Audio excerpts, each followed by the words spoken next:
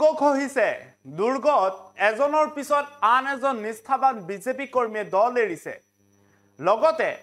26ত বিধানসভা নিৰ্বাচনত বিজেপি পৰাস্ত হ'ব আৰু 31ত আঞ্চলিক দলৰ চৰকাৰ হ'ব অসমত এই ভৱিষ্যতবাণী কৰিছে বিধায়ক অখিল গগৈ আমি জনাই ল'ব বিচাৰিছো এক গুৰুত্বপূৰ্ণ খবৰ এবাৰ অখিল গগৈ ডাঙৰ ঘোষণা অখিল গগৈ কৈছে যে বিজেপিৰ নিষ্ঠাবান বহু কৰ্মীয়ে দল এৰিছে আৰু দল এৰিছে যাৰ বাবে বিজেপিৰ দুৰ্গ হৈছে য'ত বিজেপিৰ দুৰ্গ হিচাপে পৰিগণিত হৈছিল সেই দুৰ্গসমূহত বিজেপিৰ এফালৰ পৰা বহু নেতাই দল ত্যাগ কৰিছে যাৰ বাবে দুৰ্গ বুলি ভবা বিজেপিৰ যিসমূহ দুৰ্গ বুলি ভবা স্থানতো বিজেপিৰ খহনীয়া আৰম্ভ হৈছে আৰু অব্যাহত থাকিব আগন্তুক সময়তো লগতে তেওঁ কৈছে যে 26ত বিজেপি পৰাস্ত হ'ব 26ৰ নিৰ্বাচনত বিজেপি পৰাস্ত হ'ব আনফালে তেওঁ কৈছে যে 31লৈ 31 বিধানসভা নিৰ্বাচনত অসমত আঞ্চলিক দলৰ চৰকাৰ হ'ব আৰু আঞ্চলিক দলৰ চৰকাৰ হ'লে অসমৰ ৰাইজৰ উন্নয়নৰ স্বাৰ্থত কাম কৰিব আৰু এই লক্ষ্যৰে ৰাইজৰ দলে প্ৰস্তুতি চলাইছে লগতে 26ৰ যি নিৰ্বাচন আছে সেই নিৰ্বাচনত কমেও 20ৰ পৰা 30খন আসন লাভ কৰিব বুলি মন্তব্য কৰিছে অখিল গগৈ কি মন্তব্য কৰিছিলে সেয়া মন্তব্য শুনাই ল'ব বিচাৰিছো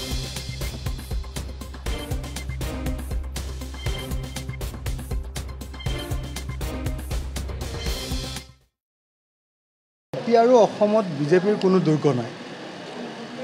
বিজেপিৰ দুৰ্গবিলাক খহি মেলি শেষ আপোনালোকে নিজেই গম পাইছে যে অসমৰ যিমান নিষ্ঠাবান বিজেপি কৰ্মী আছিলে এজনকৈ বিজেপিৰ কৰ্মীবিলাকে বিজেপি দলক বেয়া পালে কাৰণ বিজেপি দলৰ যিবিলাক নিষ্ঠাবান কৰ্মী আছিলে যিবিলাকে দলটোক বহুত কষ্টৰে গঢ়িছিলে তেওঁলোকে সপোনৰ যিটো দল গঢ়ি তুলিছিলে সপোনৰ অসম যিখন গঢ়িব খুজিছিলে সেই সপোনৰ দলটোক হাইজেক কৰি লৈ গ'ল হিমন্ত বিশ্ব শৰ্মা নামৰ এজন মানুহে এতিয়া গোটেই বিজেপি দলটো হৈ গ'ল Himanta Biswa Sarma company private limited HBH company private limited চাৰিওফালে গোটেই কেৱল এতিয়া হিমন্ত বিশ্ব শৰ্মা তাত না RSSৰ কিবা প্ৰভাৱ চলে না কিবা বিজেপিৰ প্ৰভাৱ চলে না বিজেপিৰ কেন্দ্ৰীয় কমিটিৰ প্ৰভাৱ চলে কেইজনমান মানুহৰ এতিয়া প্ৰাইভেট কোম্পানীত পৰিণত হৈ গ'ল অসম বিজেপিটো আৰু সেইকাৰণে বিজেপিৰ ভিতৰৰ সকলোবিলাক কৰ্মী নিষ্ঠাবান কৰ্মী দলীয় কৰ্মীবিলাক এতিয়া খৰ্গহস্ত হ'ল অসন্তুষ্ট হ'ল আৰু সেইকাৰণে অসমত এতিয়া ক'তো দুৰ্গ নাই সেইকাৰণে ডিগবৈৰ নিচিনা যিবিলাক বিজেপিৰ দুৰ্গ বুলি কৈছিলে তাত আপোনালোকে নিজে দেখিলে আজি আমাৰ শতাধিক বিজেপি কৰ্মীয়ে আমাৰ দলত যোগদান কৰিলে বিজেপি কৰ্মী আৰু নেতাবিলাকে যোগদান কৰিলে আৰু যোগদান কৰি এতিয়া তেখেতসকলে কৈছে যে বিজেপিয়ে আমাৰ সপোন পূৰণ কৰিব নোৱাৰিলে এটা আঞ্চলিক দলেহে অসমৰ মানুহৰ সপোন পূৰণ কৰিব পাৰে সেইকাৰণে আমি ৰাইজৰ দললৈ আহিছোঁ এতিয়া ৰাইজৰ দলে আমি টাৰ্গেট লৈছোঁ যে 2026 চনৰ যিটো বিধানসভা নিৰ্বাচন সেই 2026 চনৰ বিধানসভা নিৰ্বাচনত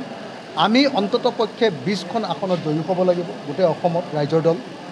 আৰু 2031ৰ যি বিধানসভা নিৰ্বাচন সেই বিধানসভা নিৰ্বাচনত আমাৰ আঞ্চলিক দলৰ চৰকাৰ হ'ব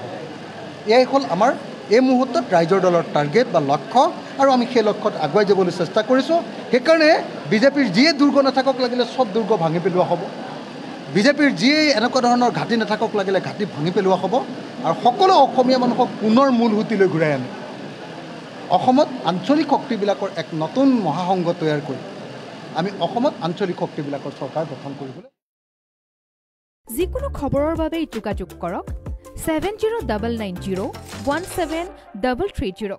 আৰু 7099017110 নম্বৰত